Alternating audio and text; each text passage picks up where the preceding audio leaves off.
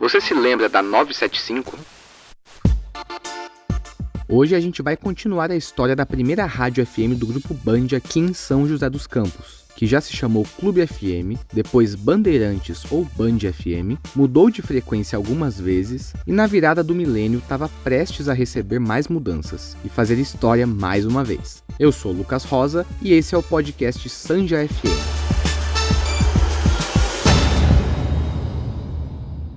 No final da década de 90, a Band FM de São José tinha adotado uma programação diferente do que tinha consagrado ela nos anos anteriores, saindo do segmento jovem para um estilo mais adulto, com músicas mais calmas. Só que em 1997, entra no ar a Band Vale FM, em 102,9, que obviamente era do mesmo grupo, e tinha um estilo muito parecido com a própria Band FM.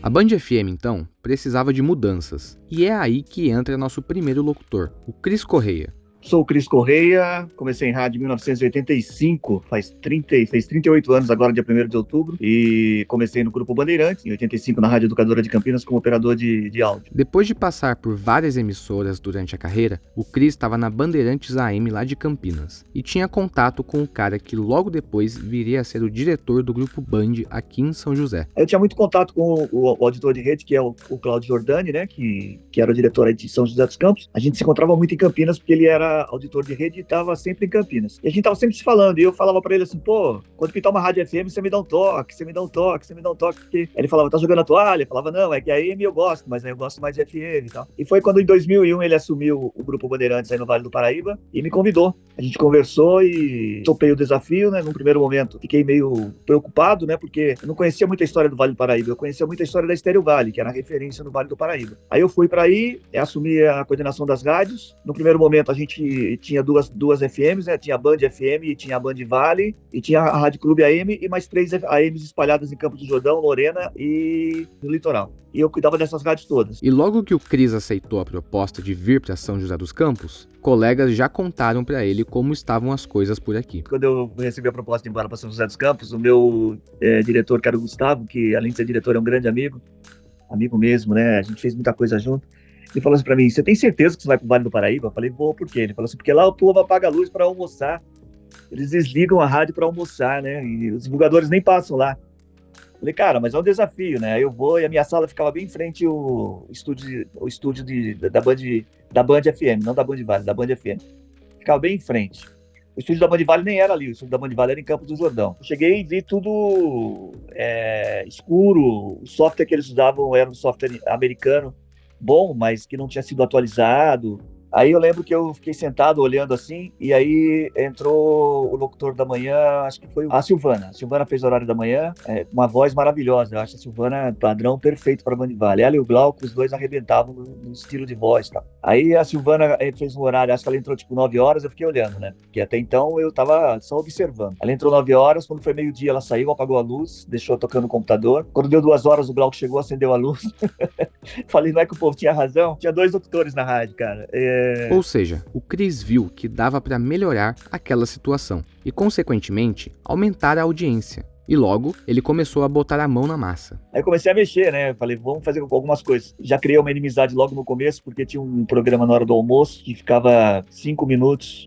Não vou falar o programa, mas era um programa que ficava 5 minutos tocando umas músicas lá do B. Falei, não tem nada a ver. Aí eu comecei a tirar as coisas que eu achava que não tinha a ver, porque eu tinha uma linha para seguir na rádio. E fui enfiando aos poucos Pink Floyd, Rolling Stones, Led Zeppelin, que eram uns rocks mais antigos, mas que todo mundo gostava e conhecia. E quem fazia a programação das duas rádios era a mesma pessoa, era o Glauco. Então, era muito parecido as duas programações, entendeu? E a gente começou a mexer. Começamos a mexer. Já contratamos mais um locutor, montamos uma equipe, acelerou um pouquinho a locução. O Glauco e a Silvana ficaram só na Band Vale. E a gente foi devagar montando o time. Aí os divulgadores não iam, mas como eu já conhecia os divulgadores da região de Campinas, alguns faziam o Vale do Paraíba também. Comecei a conversar, mas eu sofria muita interferência. Tinha uma gerente comercial que passava toda hora lá assim, olha, eu trouxe uma música pra você tocar da Ana Carolina e tal. Eu trouxe uma música pra você tocar, não sei, sabe? Até que um dia eu falei assim, ó, vamos fazer o seguinte. Aí eu falei pra ela isso que eu te falei, eu tenho uma linha que é reta, eu preciso sair daqui e chegar lá. Se eu ficar fazendo curva toda hora, eu tinha a rádio na minha cabeça, né? E era bem legal, assim, então foi desenhado e eu consegui fazer aquilo que eu queria e o resultado foi muito bom, graças a Deus. Mas no começo foi terrível. Além de mudar a programação da rádio, Cris também queria modernizar o estilo de locução e estava buscando novos nomes para isso. E é aí que entra o segundo locutor desse episódio.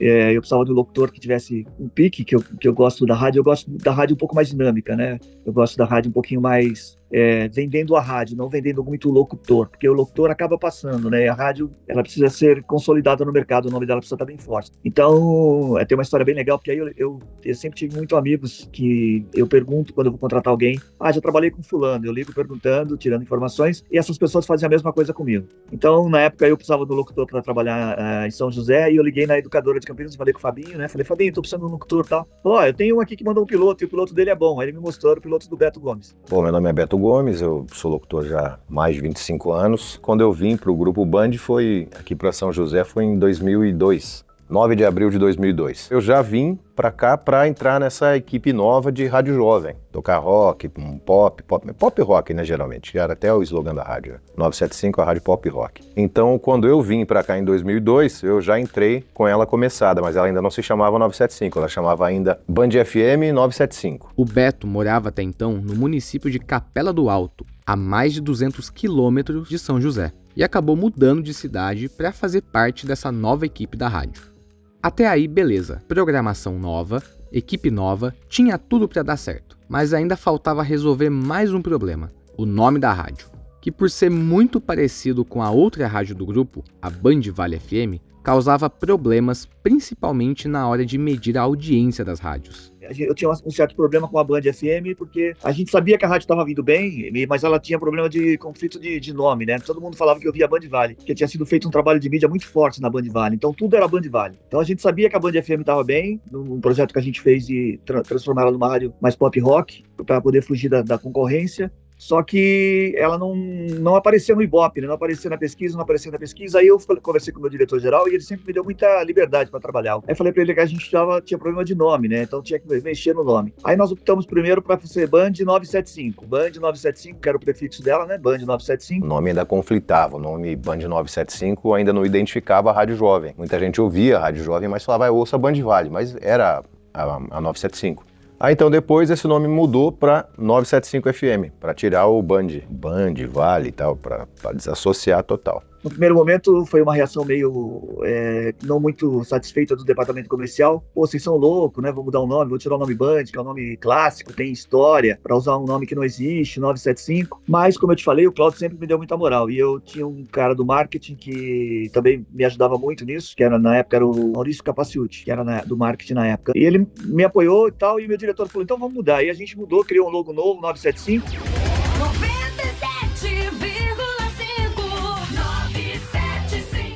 É aí que surge então a 975, que depois adotou o slogan em seu nome, se tornando 975 a rádio pop rock. E essa nova rádio, digamos assim, tinha o objetivo de disputar a audiência com a líder, a Primeira FM. E para botar essa estratégia para jogo, diversos programas novos foram criados. Quando eu vim para cá, eu peguei a mesa com o Gilson Moraes, que estava indo para a Estéreo Vale na época. Então a gente ouvia muito a Estéreo Vale, a gente era muito combativo com a Estéreo Vale, que era um monstro, né? E tinha lá toda uma equipe que era demais na Estéreo Vale, bacaníssima mesmo. E a gente queria fazer isso também no 975. E a gente começou a mandar bala. A playlist era legal, atualizada, na época funcionava muito contato com gravadora, então a gente tinha muitas vinhetas de bandas, grupos, dono da rádio e tal, e rapidamente a 975 caiu no gosto da galera, assim. Dividiu mesmo o público, assim, da Estéreo Vale. Quem gostava mais de um pop pesado pro rock, eu via mais a 975. E aí a receita que funcionava na Estéreo Vale, que eram os programas lá da Chile, o Eu Que Sei, essa interação com o ouvinte e tal, a gente também implantou lá na 975. Eu e a Chile, nossa, a gente disputava amarretadas, não é? A gente era uma disputa acirrada.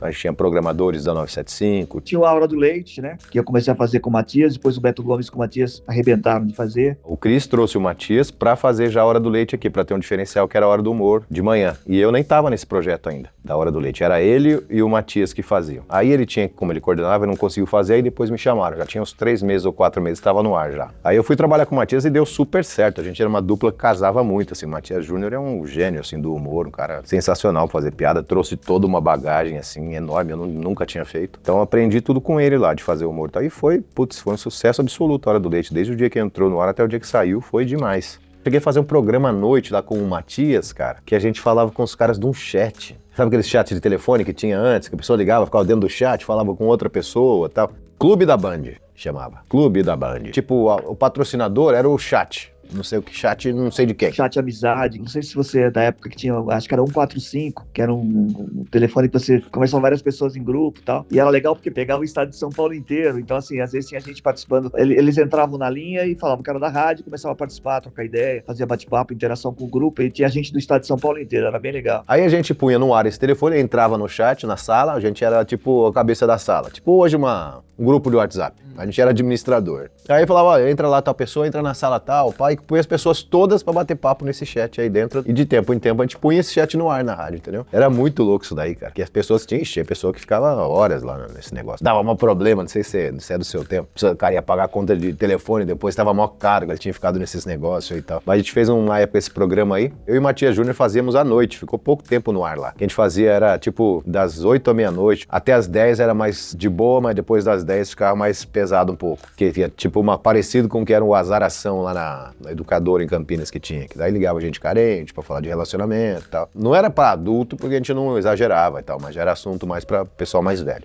Teve o warm-up com o Paul C, que tocava música eletrônica bacana, que ele já... E o Paul C amarradão de fazer isso aí, foi bem legal o programa também. Um aspecto bem marcante da 975 foi o seu envolvimento pioneiro com as bandas de rock aqui da região, sempre apoiando com eventos, gravando CDs e, claro, com programas dedicados na própria rádio. O Cris gostava muito, desde sempre, das outras experiências dele com rádio, de mexer com banda e tal, essas coisas. Aí ele criou o Seleção Brasileira aqui, que era o Seleção Brasileira num programa no rádio, né, que tocava 1 hora, tocava só nacionais. Ainda assim, o que a gente fazia? Além de tocar as músicas nacionais, como a gente tinha muito evento regional que a gente fazia para cliente e tal, eventos da rádio também, a gente usava muito o trabalho das bandas regionais, né, que tocavam por aqui e tal. E uma das moedas que usavam na época era o cara tocar na rádio. Aí o que acontecia? Para ter espaço para tocar essas bandas regionais também, para ajudá-las e também fortalecer essa parceria entre a Band, precisar deles para os eventos e tal, e eles tocarem no rádio, esse programa foi criado, Seleção Brasileira. E eu tinha um problema muito sério de não poder entrar nas casas de shows, nos bares,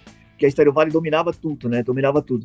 Na época tinha uma casa que chamava QI, que era indo pro Urbanova ali, e era a casa mais famosinha da época, né, onde todo mundo frequentava, tal, o anexo da Nena. Então, assim, eram as casas mais conhecidas, mas eu não conseguia entrar nessas casas porque a Estéreo Vale tinha fechado o cerco totalmente. Aí o que eu fiz? Eu precisava pensar numa maneira de entrar nessas casas. Aí eu convidei as bandas, algumas bandas mais conhecidas da cidade, e comecei a tocar música delas na rádio. Comecei com o Mark 05, Onde é que tá o Beck, Trilhas e Raízes, Volts, Caos, que eram bandas da época que tocavam nas casas, nesses bares e nessas casas de shows. Comecei a tocar as músicas deles na rádio, né? Todos que tinham música própria, comecei a tocar. Aí essas bandas começaram a se aproximar da 975, né? E eu comecei a fazer shows só da banda regional. Foi muito legal, porque aí os caras chegavam, tipo, noite do QI, era promoção exclusiva Estéreo Vale. Aí o Caos tava tocando lá. Aí o Jean, né, que era do Caos, falava assim, olha, essa música que eu vou tocar agora tá tocando na 975. Então, quer dizer, dentro de uma festa da Estéreo Vale, eu colocava 975 por tabela. E aí a gente começou a pegar. E dava muito certo isso daí. O Seleção Brasileira ficou tão grande que todo evento organizado pela rádio com as bandas do programa eram garantia de casa cheia. Eu lembro que a gente fez uma festa da Seleção Brasileira no Café Cancún, que era no Center Valley ali ainda. Pô, ficou muita gente pra fora, lotado. Acho que eram 11 bandas ou 12. Essas bandas todas, eu queria tocar e tinha que ter mais espaço pra essas bandas tocar. O Seleção Brasileira não tinha esse nome à toa. Afinal, era realmente uma seleção de apenas algumas bandas que estavam fazendo sucesso naquela época. Logo veio a ideia de abrir espaço para mais gente que estava a fim de divulgar o seu som na rádio. Surge, então, mais um programa dedicado a essas pessoas. Aí um dia eu tava pensando em casa, eu falei, por que a gente não faz um programa de banda regional, né? A gente tem muitos caras bons no Vale, né? Tinha naquela época, muitos daqueles caras não estão mais na cena hoje. E daí o Cris falou que tinha um horário. Pô, tem um horário aí à tarde, vamos fazer um programa tal, pras bandas. Tal. Aí eu criei o nome do programa, que era Por Essas Bandas, que eram bandas regionais e bandas daqui. Então foi um nome, fala aí, foi uma sacada boa. Tá aí, mais um sucesso pra rádio. Só que dessa vez, o Por Essas Bandas ainda tinha um concorrente. A Estéreo Vale também tinha criado um programa para receber bandas de rock regionais. A briga pela audiência oficialmente tinha começado. E daí esse programa foi um maior sucesso, velho, que a gente levava a banda no estúdio, batia maior papo com a banda e fazia frente também com o programa que a Estéreo Vale tinha, que era o Espaço Brasil, cara. E as bandas apoiavam geral, assim. A gente começou a fazer eventinho por essas bandas depois, onde as bandas iam, a gente põe os caras pra tocar e tal, e aí assim foi indo. Com espaço de verdade, porque você não era gravado, era ao vivo, os caras cantavam ao vivo. Depois de lá, a gente levava a cara pro evento, entendeu? Tinha muita interação, pedido de música. Naquela época funcionava muito isso, né? Do cara ligar, deixar o nome pro sorteio e tal. Mas Estéreo Vale deu aula nisso, né? Que os caras sorteavam uma parte como tipo o Cinemark, o Pizza Hut lá, bombava demais. E lá a gente fazia isso também, então tinha muita interação com os caras. Pô, quando via uma banda, tipo Por Essas Bandas, o cara trazia uma galera, tirava foto, tá, movimentava demais o estúdio. E sem contar aquele entusiasmo que a gente tinha, cara. Promoção pra caramba na rua, a viatura na rua o tempo inteiro, fazendo blitz e tal. Os eventos que a gente ia, tava em tudo, aquela busca pelo primeiro lugar no Ibope, que era aquela briga com a Estéreo Vale. Nossa, isso era um motivador gigantesco. Nossa, eu adorava muito isso nessa época. Chegou, alguns horários a gente chegou a ganhar, outros chegou a empatar. Na maioria perdi, a maioria do dia perdi, porque Estéreo Vale era um monstro. Estéreo Vale era um negócio muito bem feito, tinha um vínculo muito grande, era meio que um patrimônio da cidade já, né, Estéreo Vale, assim. Então foi muito legal, você tinha uma, puta, precisamos ir lá, chegar, os caras são o primeiro lugar, os caras são fera, precisamos encostar nos caras. A 975 também não fazia feio nas promoções para os ouvintes. Inclusive, o pessoal da rádio criou uma promoção bem, assim, inusitada. Mas também tinha as ações que, pô, chegou a ver a promoção, não sei se você vai lembrar, o maior pinto de São José. A gente pensou em alguma coisa para chamar a atenção, que chamasse a atenção para a rádio, de uma maneira geral da população. Então nós entramos com uma chamada durante 15 dias, dizendo simplesmente assim, a 975 vai premiar o maior pinto de São José. E era assim, durante 15 dias ficou assim. Aí o que aconteceu? As pessoas não entendiam direito, né? As pessoas ligavam no programa dizendo, o porteiro do prédio aqui vai ganhar. Virou uma bagunça na cidade. Teve um fato interessante, meu diretor me chamou para conversar, o Cláudio, falou assim que tinha um promotor de justiça que ligou para ele, dizendo que um senhor de Jacareí havia reclamado que estava ouvindo a rádio com os netos e de repente ficou sem jeito de ir na frente dos netos por ter ouvido aquilo no rádio. Aí a gente explicou pro promotor, ele deu risada e entendeu perfeitamente, mas criou-se um bochicho muito grande entre as pessoas mais velhas da cidade, todo mundo não entendia bem o que estava acontecendo. Todo mundo falava, cara. Todo mundo falava dessa promoção aí. Imagina que loucura, uma rádio soltar umas chamadas assim do nada. Depois do suspense, veio a revelação do que seria essa premiação. Aí a gente entrou, compramos 200 pintinhos de um dia, né, 2 dias, sei lá, tinha acabado de nascer os pintinhos. E nós montamos umas regras, as pessoas tinham que retirar os pintinhos, assinavam um compromisso de que eram responsáveis por tudo que acontecesse com o animal. Fizemos isso individualmente, animal por animal, colocávamos uma anilha daquelas de correio na perninha do pintinho. Só que o pintinho cresce muito rápido, em uma semana a anilha está apertada. Então, como parte da regra, assim, toda sexta-feira a gente montava uma equipe de promoção em determinado lugar da cidade, 2-3 lugares, e as pessoas que estavam participando iam até lá e trocavam a anilha. Então a gente colocava uma um pouquinho maior, conforme o pintinho ia crescendo, para não ficar machucando a ave, né? Então, assim, eu tive que ir várias vezes no negócio de defesa dos animais, que as pessoas faziam denúncia de maus tratos contra os animais. Eu ia lá, mostrava que todo mundo tinha assinado o compromisso de que era responsável pelos animais. Então, assim, foi uma coisa bem organizada. A gente não teve problema. Quem não aparecesse com o pintinho lá estava desclassificado. E o prêmio era R$1.000 em compras do Walmart, na época. Cara, R$1.000 era muita coisa pra época. Essa promoção ainda rendeu uma tremenda dor de cabeça pro Cris Correia, por conta das denúncias de maus tratos aos animais. Tive como já te falei, fui várias vezes na promotoria e tive muitos problemas com ONGs, né, que ficavam achando que a gente estava maltratando os animais. Tanto que no dia que a gente foi apurar quem tinha ganho, apareceram várias ONGs lá, o Ministério Público fez o que tivesse que contratar um veterinário, as ONGs também levaram o veterinário para constatar maus tratos, e os frangos que eles achassem que tivesse sido... Porque as pessoas podiam dar chumbo, alguma coisa para o frango comer para ficar mais pesado. E eles iam fazer análise desses frangos. Aí eu lembro que no dia a gente parou para poder fazer a final e chegaram várias senhoras lá com sacola na mão, assim, eu a princípio não tinha entendido muito. Mas aí quando a partir do momento que a gente pesava o frango e aquele frango já não era o ganhador, as pessoas falavam, o que eu vou fazer com isso? Aí as senhoras que estavam lá já levavam embora. Então assim, a gente acabou ajudando de uma certa maneira. E as ONGs, eu não me lembro agora que ONG que era, nem quem era responsável, mas era um senhor. Ele falava que, esse frango eu acho que tá com suspeita. Aí eles separavam o frango para depois fazer análise. E quem ganhou o prêmio, afinal de contas? Quem ganhou foi um cara que tinha uma avícola, né? E ele sabia como fazer o frango crescer, enfim, ele acabou ganhando e pegou o dinheiro, comprou tudo em carne e fez churrasco pra gente.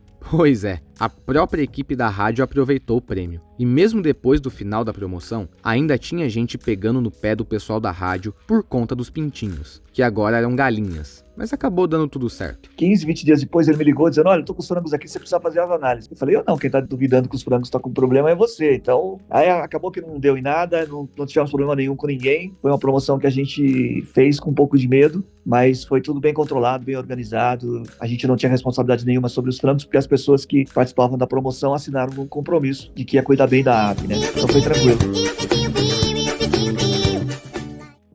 O sucesso da 975, infelizmente, não impediu que conflitos acontecessem dentro da emissora. E alguns acontecimentos foram causando problemas na rádio, como contam Cris e o Beto. Tem uma parte triste nessa história, eu vou contar essa parte triste. Isso foi em 2003, a gente montou a 975. Aí eu contratei uma pessoa para trabalhar no grupo, eu considero um amigo hoje, porque o tempo passa e as pessoas mudam, né? Contratei uma pessoa para trabalhar no grupo e essa pessoa depois acabou, quando a 975 estava montada, bonitinha, acabou tendo um papo com o meu diretor, que era o Cláudio, que me levou na época, e enfim... Eu ganhava comissão sobre faturamento e aí acharam que o meu salário estava muito alto e finalzinho de 2003 resolveram me demitir. Eu fui demitido do grupo da rádio, com a rádio montada, bonitinha, e passaram a coordenação para essa pessoa que eu tinha contratado. Quando mudou a coordenação, aí começou a ter muito problema interno, a 975, de comercial com artístico, porque criar promoção, criar evento, investir e tal, lá havia muito esse negócio de ver o artístico como um gasto, não como um investimento, mas na despesa, investimento. Como é que você vai fazer um show sem contratar banda? E nós tínhamos o quê? Já um alcance bom, bacaninha, a rádio estava funcionando legal, brigava já no Ibope e tal, mas aí batia muito cabeça. Eu saí da rádio em setembro, em outubro veio o Ibope e ela veio em primeiro lugar da audiência, e o Maurício me ligou na noite dizendo, acabamos de receber o Ibope, e ela veio em primeiro lugar e o trabalho é seu, porque com um mês a nova coordenação não teria tempo de fazer nada, né?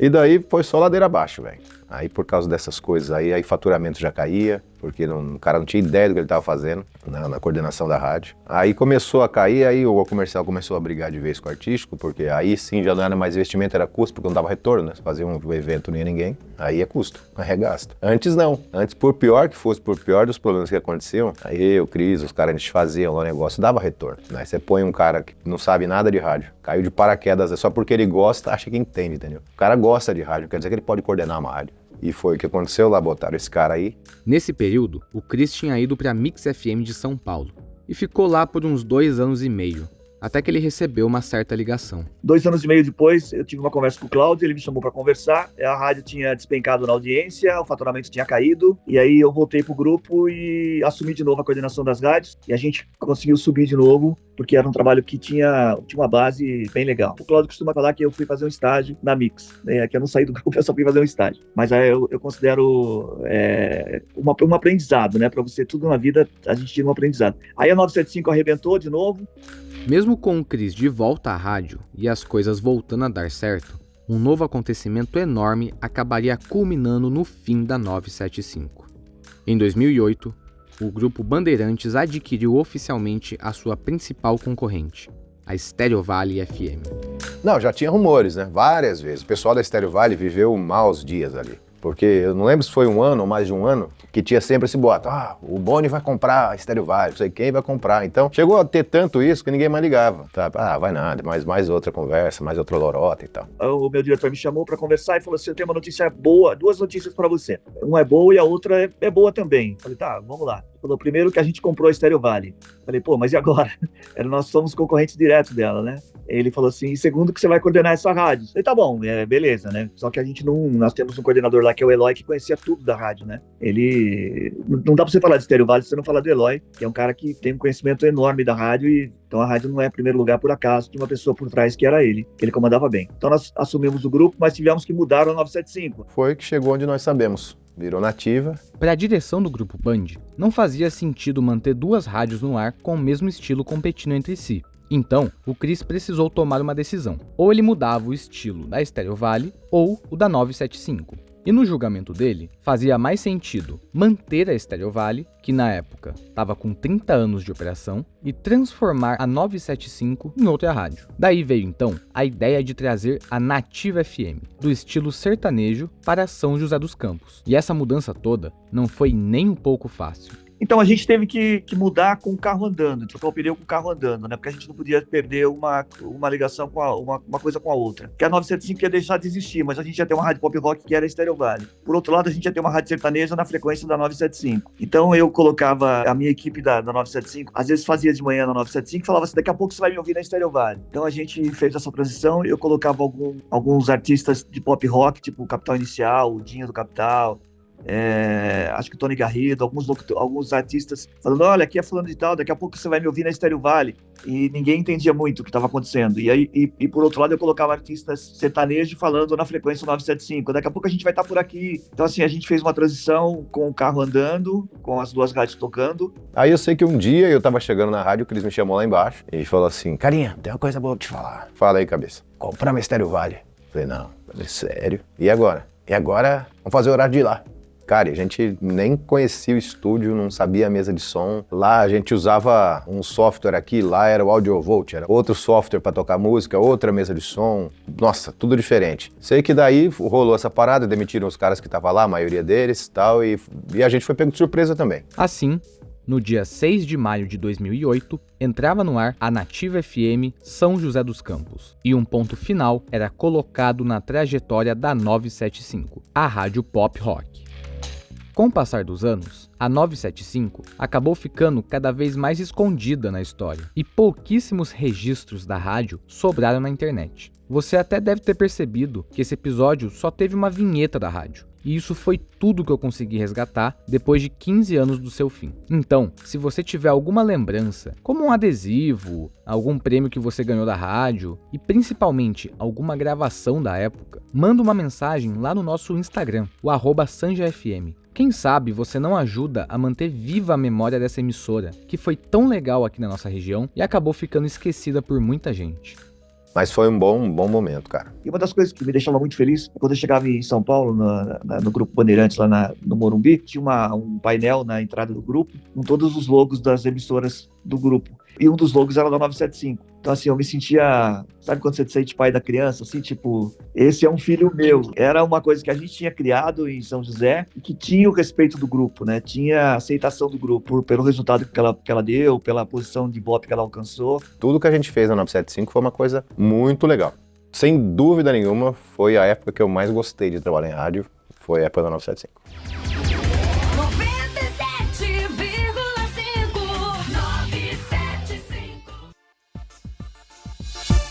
E assim, a gente chega ao final dessa temporada aqui do Sanja FM. Eu espero que você tenha gostado e agradeço demais pela sua companhia durante esses 4 episódios. Quero agradecer também a todos os locutores que participaram do podcast. Eloy Moreno, Lino Pedrosa, Shirley Souza, Carlos França, Dodô Minas, Cris Correia e Beto Gomes. E aos donos dos canais do YouTube Radioscopia, São José dos Campos Antigamente e Rádio Arquivo BR, que ajudam a manter a memória do rádio viva, disponibilizando diversas gravações na internet. Por enquanto é isso. Muito obrigado mais uma vez e até a próxima!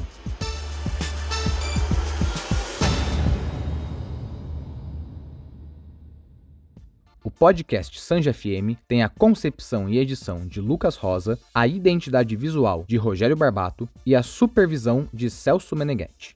Os episódios contaram com áudios de emissoras do grupo Bandeirantes de Comunicação.